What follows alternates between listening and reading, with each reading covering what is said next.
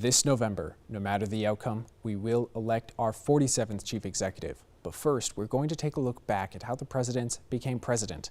This is your countdown to 47. Proceeding now to the man from independence, Harry S. Truman.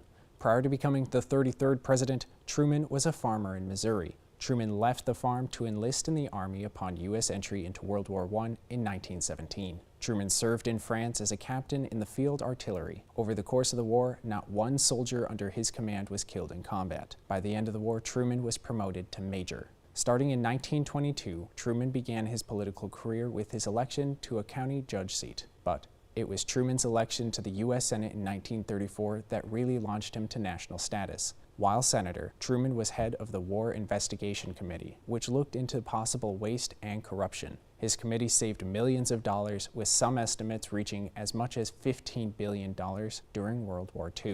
In 1944, President Franklin Roosevelt was nominated for a fourth term by the Democrats. Truman was chosen as the vice presidential nominee. The pair won that November. President Roosevelt's health was failing even before his inauguration in January of 1945. On April 12th, President Roosevelt suffered a cerebral hemorrhage and died. 2 hours later, Truman became the 33rd President of the United States.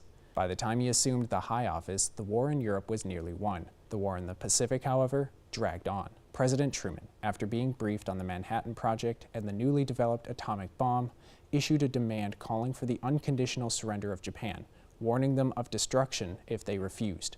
No reply was given. So, on August 6th, the bomb was dropped on the city of Hiroshima. The city was leveled, and within minutes, 80,000 people were dead. 3 days later, after there was still no surrender, a second bomb was dropped, this time on the city of Nagasaki. 39,000 were instantly killed, and another city was flattened. This remains the most controversial moment of Truman's time in office. Japan surrendered shortly afterward, and the Second World War was finally over. In 1947, the Soviet Union began to threaten the countries of Turkey and Greece. In response, the president issued the Truman Doctrine, pledging political, military, and economic support to all democratic nations under the threat of authoritarianism.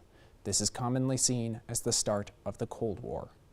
In 1948, Truman ran for election in his own right, winning the Democratic nomination and later defeating Republican Thomas Dewey of New York with 57% of the Electoral College. In his second term, Truman negotiated the creation of the North Atlantic Treaty Organization.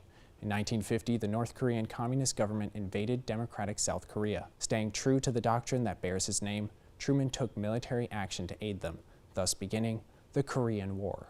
During the war, President Truman kept the conflict contained to avoid the possibility of a wider war with China or the Soviet Union.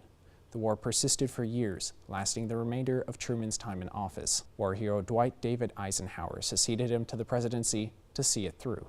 Harry S. Truman served as President of the United States from 1945 to 1953. I'm Eric George for Valley News Live, and this has been your countdown to 47.